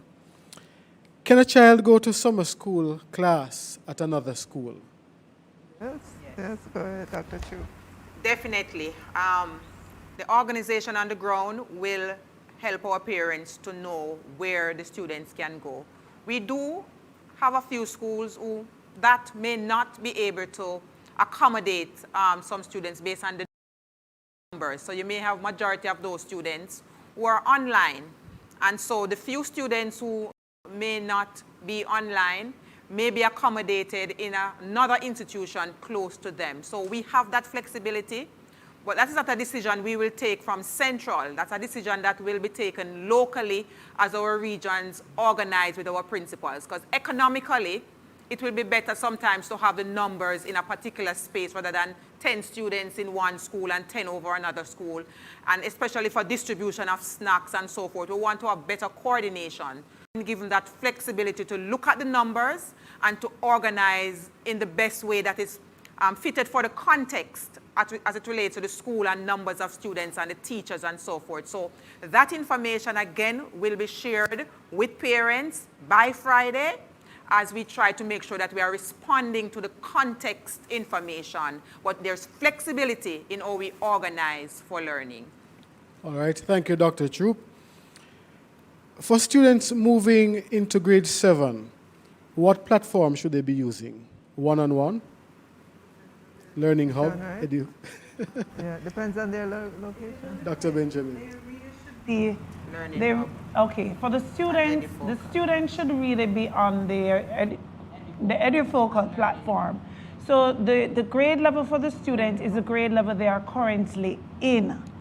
So a student who just did PEP would join their grade 6, because remember, the summer school is designed to ensure that the gaps are filled in preparation for them to successfully transition and access the program for grade 7. So if you have a student that was in grade 6, then you want to remain on the grade 6 program. If you're online, depending on where you are, depending on the parish you are in or the region you're in, you can access through EduFocal or through Learning Hub. And if you're face-to-face, then you would use your local school as the first point of contact. Okay, thank you very much, Dr. Benjamin. But can the panel say what are students supposed to wear to summer school? It's the summer. Yeah, I know, exactly. And so we are ready for the flexibility. And the students are accustomed to this. When they're summer school, they wear their, they dress up their jeans and their t-shirt and so. So there's no uniform that is required for summer school. And our principals are accustomed to this. And you will be given the guidance, modesty and so forth. So we want you to be comfortable in the learning environment. We want you to feel relaxed. It's a pandemic that's been very hard for you. So no uniforms are required at this time. So you can relax and, be comfortably dressed for your summer classes. Thank you very much, Dr. Troupe. Remember, it's a summer to remember. All right, let's go back to Zoom. Mayors, can we hear your question? Go ahead. Are you hearing me? Good evening. Are you hearing me? Yes, we are. Okay. All right. I have 2 questions. All right. I think I'm getting contradicting information. I think the Region 4 had a meeting earlier, and it was stated that the face-to-face is really for students who were displaced.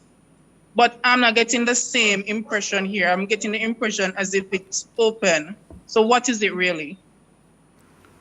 Okay, so face-to-face is for those students who we have not seen over the period, and more so because they may not have the devices, because we know that that is what contributed to that.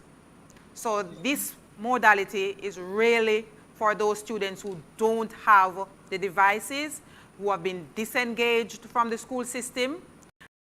And so we want that modality to be accessible, preferable to those students. Those who have access to the devices, we want you to access the online resources.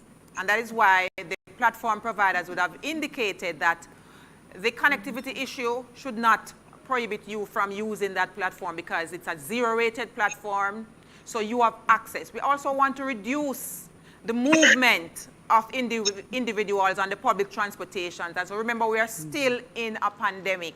And so we have to exercise every precaution to keep you safe. So if you are able to access the online platform, we encourage you to do so.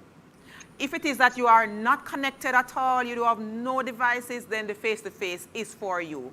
And we, the Region 4 officers would have probably predominantly emphasized that, because they know that those students have been disengaged because they lacked the devices. So that's where we are.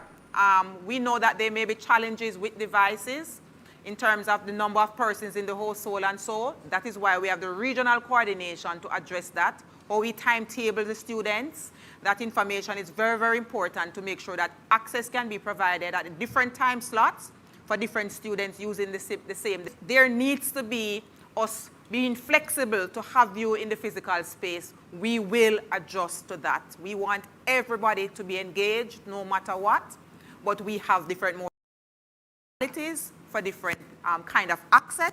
That's how the program is designed, but we are flexible. We want everybody to be connecting and to be accessing the support. So whatever it is based on context, our team will work with you to make sure that your student, your baby, your boy, your girl is engaged. Okay, thank you, Dr. Troupe. Understand. My next question is, can you apply on more than one platform, or is the platform based on the age group or your region? I heard earlier it was stated that EduFocal is for Region 4. Yes. So can we get more clarity on the platforms? It's just that if Excellent it's question. Our minister will help you there. Okay. So if your child is in grades 1 to 3, and you're in region 1 to 3. Tamika, that is. Regions 1 to 3, Kingston. Will be Kingston and St. Andrew, St. Thomas, Portland, St. Mary, St. Anne, and Trelawney. That would be Learning Hub. Pretty much Learning Hub would be all of Jamaica, grades 1 to 3. Right. If your child is in grade 4 to 6, region 1 to 3 would be Learning Hub again. Region 4 to 7 would be Edufocal. And regions 4 to 7, that's the parishes of St. James, Westmoreland, Manchester, Hanover. My father will not forgive me for that. Hanover, St. Elizabeth, Clarendon, and St. Catherine. And if your child is in grade 7 to 11, wherever you are in Jamaica, one-on-one is your platform. Thank you very much, Minister. Mayors? Is that it? All right. There's a question, and maybe this one should go to the Minister. Can we get a meeting like this for the early childhood sector to tell us what is really in place for the babies? Yes, we can. Short answer, yes. Yes, the short answer. Yes, we can. All right. Let's go back to Zoom, and we want to hear from Nathan. Nathan, can you unmute and go ahead? Good evening. I'm using my son's device, that's why you see Nathan there. My name is Renee, and now I have a son that has ADHD. He was diagnosed with ADHD some time ago. For the program now, I'm not directly at home every day I work, so I don't have any help for him at home. How do I access the summer program for him? Okay, so you are preferring to have your child in the face-to-face modality? Yes. Okay, so just report to your because school. I don't have. That is the school that he's currently going, right? Yes. Because he would be transferred after paper school. Okay. Right, so he should go to the school that he's currently attending. Okay, go ahead, thank you. go ahead. There's a question. I have a niece also. She's unable to access school online. She's going to high school though. How can she report to her school Monday morning if she doesn't have, if she can't be able to access the online? Yes. Yes. Or to register. To register. Yes, we have the platforms active. We have the regional offices and the team leads, your schools, working with the regional teams to have you register. So please call your school, visit and register your child, and they can report on Monday. Thank you. All right, thank you very much. We have two questions here. If my child's tablet is broken, can we access new parts through the ministry? And what about students who have a device but work better face-to-face? Can they go to a school for summer classes? I'll take the first one. If your device is broken and it was an accident on your part, unfortunately, the ministry cannot take that on. There are many repair shops that are available that you could possibly take the device to see if it can be fixed. But again, we are encouraging all our students to care for the devices that they have. Don't be careless. Don't have food and drink around the devices. Try not to drop the devices, because if it breaks, unfortunately, the responsibility would be yours, mommy and daddy, to replace it. And for the other question with regards to the support, as you have indicated, your child may need the face-to-face, the hand-holding, we are able to accommodate that, because we know that there are some students who are not able to navigate the virtual space. So our tutors will work with your child accordingly, and they may be offered a mixed modality, because we really want to encourage our students to utilize the various opportunities available. The beauty about the online service is that it's always available. You know, so whilst we may be limited in the physical space with respect to the tutors and the pandemic and the traveling and so forth, online you have the device, you have the access to the platform at your leisure. You can go on in the morning, you can go on in the afternoon, you can go on in the night. So I would recommend that you utilize various opportunities to help your child to, to adjust and to make sure that they're maximizing on what we are providing. Thank you very much, Dr. Troupe. I want to turn over to Sharon Anderson Morgan, the Special Needs Coordinator, to give us some more information about the plans for our special needs students. She's online. Yes, I believe she is on Zoom.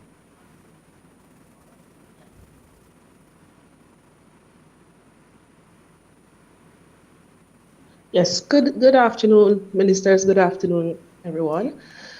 Now, this plan that has been presented this evening is a plan that is very inclusive, as Dr. Troupe said. It is grounded on inclusive principles. It is grounded in inclusive principles. It is designed so that students' individual needs are identified, and that is the special education way. So it's not a one-size-fits-all approach. However, where there is need for additional special education support, you were told already about the regional special needs coordinators. So please make contact with your regional offices so that your regional special needs coordinator can look at a more in-depth approach. For example, looking at your child's individual intervention plan, or IIP as we call it, evaluating the goals that were set for your child in the previous academic year, seeing where they are in relation to those goals, and then further customizing the plan for them. So please feel free to reach out to the regional special needs coordinators. There is need for further assessment. We also have the student support teams, and they can do screening and psychoeducational assessment so that we can get a better picture of your child's individual performance.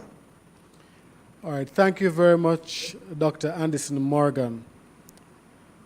I want to go back now to Zoom. We have a number of hands up. Jaquan Walker, I hope I'm pronouncing it correctly. Can you unmute and ask your question, Jaquan?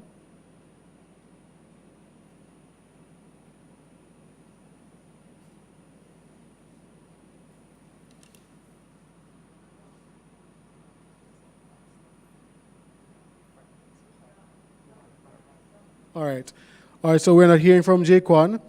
Jazan Moore Harrison. Can we hear from you, Jazan? Good afternoon. I was questioning about the private institution because I went on to try to sign up, but I did not see the name of my institution. So I was querying to find out if private institutions are also a part of the platform. Do we get access as well to the platform to engage our students with? And another question, another question, what are set in place particularly to special needs students? You may not be of any disability, but you may be of a learning disability, like for instance, reading, being able to identify numbers and stuff like that. You are not at the level that you are to be at the age that you are way below that level. All right, so in terms of your first question, that if you're at a private school, yes, private schools are welcome to access our learning platforms. Additionally, as you might have heard, I don't know if you came on late, but our service providers, I know One-on-One and Edufocal and Learning Hub did indicate that when your child comes onto the platform, they would do an assessment to let you know exactly what level your child is reading or what level of math they are, and then would be able to better help them once they have that information, which you will have access to as well. So Dr. Troupe, I don't know if you want to add, or Dr. Benjamin, you want to add anything to that? Yes, Minister, that's it. We do have support for the students, and if you are not getting through on the platform, just put your number in the chat, and my team members will get in touch with you. But the resources are available to all our students, whether you're in the primary, high school, or the public school, or the private school. All our students have access to this opportunity for the summer. You belong to us, whether you're in the private school or the public school, and so our resources are available to all of you. As it relates to the support for our slow learners or the like, as Dr. Anderson Morgan just spoke, we really want to reiterate the point that the summer school program, the extra lesson program, it's built on the inclusive principle. She just said it. So how the learning is designed is based on the students' needs, where they are now. That's really what is the core of what we are doing. We are responding to the needs of our students wherever they are. And so I think Dr. Hill can come in here. Dr. Hill, just please unmute to talk about those remedial activities that we have scheduled with the phonics materials for our grades 1 to 3. I really want you to reiterate that, and just for our parents to know that that is what the program is designed to do, respond to gaps. It doesn't matter where you should be. What we now know is where you are and where we are taking you to. Okay, you referred to One-on-One and Learning Hub, but I was taking notes, and I'm from Region 4, and you said Edufocal is for Region 4. So pertaining to my special needs children, how would they have access to One-on-One and Learning Hub? One-on-One is for the high school. Right. All right. So yes, One-on-One is for 7 to 11. Right. The high and Learning Hub would be from 1 to 3, and I was told Focal is from 4 to 6, grade 4 to 6. 4 to 6, 4 to 6, yeah. Region 4 to 7. Right. So it's Edufocal And it's for Region 4 to 7. Yeah. Right. So that's Edufocal for you for Region 4. Yeah. So is there something to engage those students with those learning disability on Edufocal? Yes. You want to ask them to come in? And our service providers are also here, so they can. Okay. All right. I'm not sure. Could Dr. Anderson Morgan provide more details, specifically what is available for special needs children during summer school? Are you still on, Dr. Anderson Morgan? Or you wanted to go, Dr. Benjamin? Okay. I'm not sure if Dr. Anderson Morgan is on. Yes, I am here. Thank you. Okay. All right. So, as we have been explaining, the learning platforms customize learning. So regardless, if your child has a learning disability, once the child goes onto the platform and that gap assessment is done, the gaps will be identified and the learning activities customized. All right, if there are further challenges, as I said, you will need to make contact, and I'm going to give you our contact information for the special education unit. Our number is 967-2312. That's 967-2312. Or you can email us at specialedu, that's SPECIAL, edu @moey.gov.jm. Now, we are aware that for some students with special needs, the online modality is not the best option for them. And as Dr. Troupe explained, there is flexibility when the online modality is not accessible or not a good modality for the student.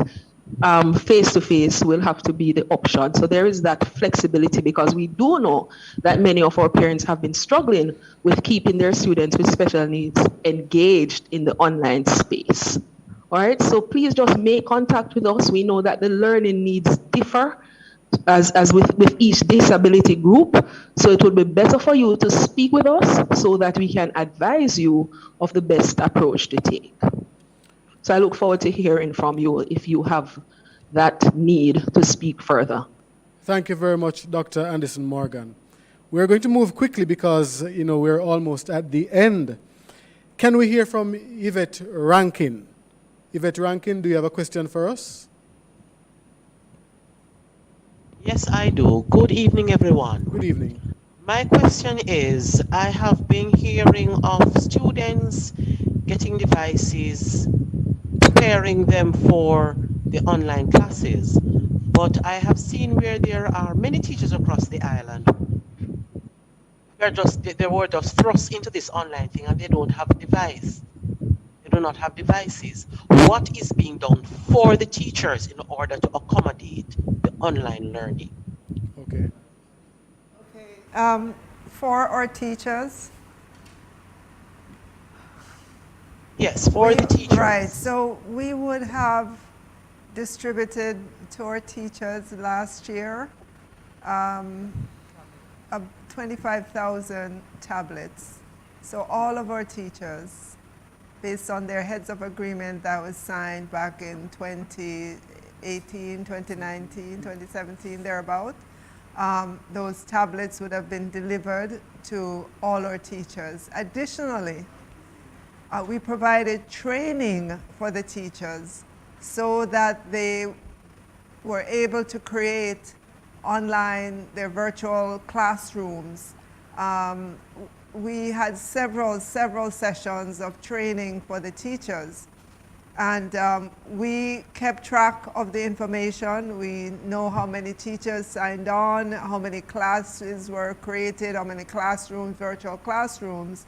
So we believe that our teachers, yes, while they may need more advanced training, they would have gotten enough training to allow them to create the virtual classrooms, to be able to upload information, interact with the students in the virtual space. We did not get any complaints that teachers were not able to access the virtual classroom. We didn't get any complaints at all. In fact, well, I shouldn't say that. The complaints that we get from students is that they have been getting too much work in the online world. And so we know the teachers who are there have been interacting with our students. So I'm not sure from where you got that information, but we know and we have the records at the Ministry of Education, Youth and Information as to exactly, our teachers and the number of teachers who would have gotten a device, a tablet. Information comes through. I have children at different levels in the school system, and the tablets that the teachers were given, sometimes I hear the complaints, it's unable to do what a laptop can do. Yes, I understand that. Sometimes when the tablets are updated, working, and there have been several complaints. I'm listening in on the children's classrooms and I'm getting the complaints. Sometimes you're not hearing anything from the teachers other than they type in the chat, my mic is not working suddenly, and things like that. I'm not sure if maybe it's a brand of tablet, whatever it is. Ms. Rankin, we're not hearing you so clearly. I think you have a fan on in the background. As I was saying, I'm listening in on the students, on my children's classes. Okay. And the teachers will complain sometimes that all of a sudden the mics are not working. The tablets cannot do some of the things that they would want to get done. Right. And so I think that maybe laptop would have been better because that's what I give my child to use. And so my child is better able to. Okay, I think we're losing you now, so I'll allow the minister to respond. Thank you, respond. Ms. Rankin, for those comments. the online world was thrust upon us because of the COVID-19.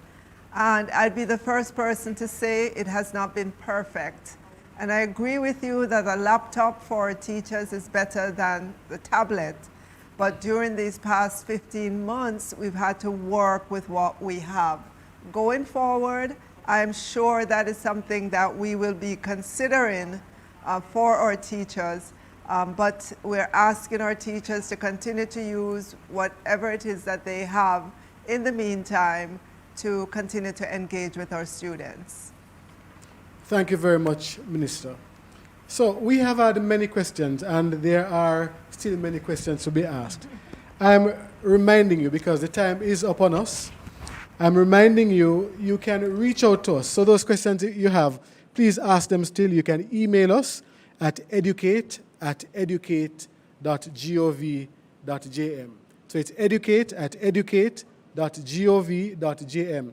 Or you can call us at 888-724-8463 or 888-383-2283. And again, if you want to apply for face-to-face summer school, go to educate.gov.jm, and the instructions are there to guide you. So to wrap up, I'll invite the panelists to make final remarks. And we will go, I'll start with Dr. Benjamin, then Dr. Troupe, and we will close with Minister Williams. Thank you, Mr. Moderator. I think my final remarks will really just be a word of encouragement to all of our parents and our students. We have all faced, as a parent of 3 children, we've all faced some sort of disruption, even if we were always in the face-to-face, in the online space. And I want to encourage us to use the opportunity that has been created by the ministry, fully funded by the ministry, and made available to you and your children to support them in transitioning from this period of disruption into the next school year. If you need to access face-to-face, I think we've provided all of the information, but if you can access the resources available online, as mentioned, it's available to you all day, all night if needed.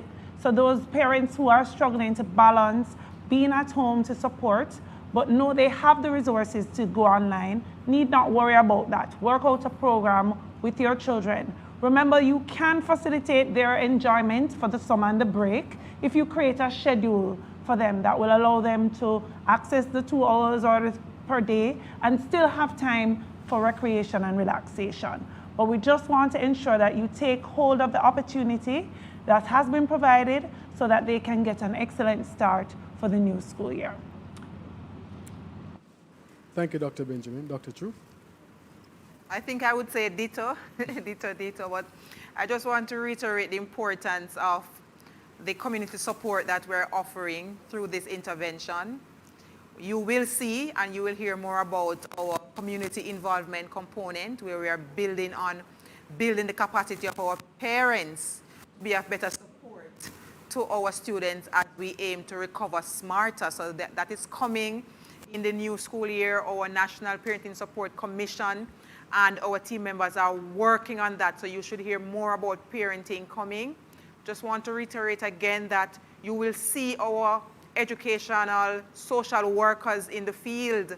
You will see our safety and security coordinators. You will see our school resource officers. You will see our guidance and counseling officers. You will see our health and family life educators, our deans of disciplines, our guidance counselors in our schools. A robust team is in place to identify, locate, and cause to re-engage. So parents, look out for our key regional support team members. They're coming out to talk with you, to find out what are your challenges, what happened, why we disengaged, and to help you through that. The team has been set aside, a registry has been placed in place with our guidance counselors, who we will be pulling on to provide psychosocial support. We don't know what is happening when we locate, when we identify. So our team members have a facility in place to say, let us assess what is happening on the ground.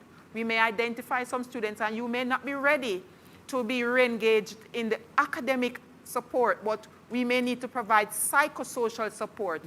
That framework is in place, parents. So our guidance counselors are putting together a registry of counselors who will make themselves available to provide counseling and empowerment support. You will see coming in as we try to start up for the new school year a series of psychosocial empowerment sessions. We are not neglecting that component. We know that the affective is just as important as the academic. And so the comprehensive plan is built with that in mind. So parents, I'm encouraging you, support our members in the field when you see them, talk with them. They're really there to help you and to help your children. As again, we want to recover smarter and we are not leaving anyone behind. Thank you. Thank you very much, Dr. Troupe. Now for the cherry on the top, Mr. Williams. Thank you, Mr. Moderator. Well, I want to begin by just saying a big thank you to the team at the Ministry of Education, Youth and Information, our service providers, all our persons in the region, all across Jamaica. You've really come together to design this program for the benefit of all our students. Whether you're in rural Jamaica, you're in the urban center, whether you're in grade 1 or grade 11, whether you're online or you need some help in the face-to-face environment. We've all been living through the pandemic, and for the last 15 months, our lives have been turned upside down. But you know what, parents? You have stuck it out, and your child has been engaged to different degrees with the education system. This is a continuation of that. We know your children or child would have probably missed out on some things during the last 15 months. We want to help that child catch up and to be smarter when we get into the new year, the new school year in September. We're hoping, we're praying that we will all be there in the face-to-face environment, enjoying each other again and being able to interact and so on. But between now and then, we've had to put this intervention in place so that all our children will continue to keep a pace as best as they can over the coming months as we continue. We don't know where this pandemic is going to end up, but we can't sit and just wait. We have to take action to make sure that our children get the education that they need, that they're able to transition to the next grade or to the next school that they need to go. I believe your children are going to have a good time on our educational platforms that are there. I've seen demos from, I think, all of them. They're exciting.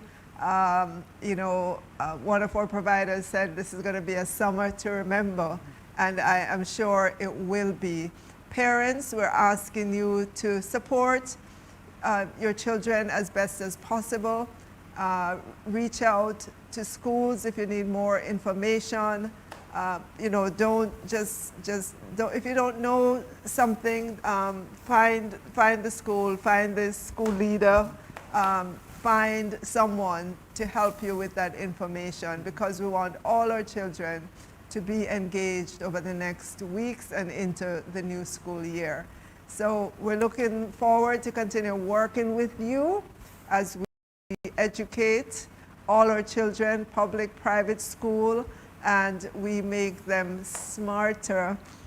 We help them to recover smarter in the days, weeks, and months ahead. Thank you. Thank you very much, Minister Williams.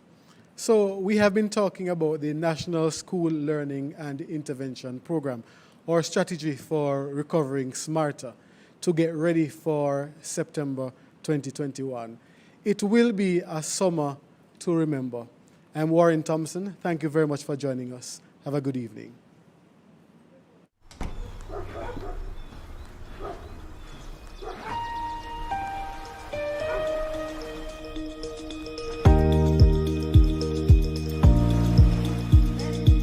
We want to go back to school.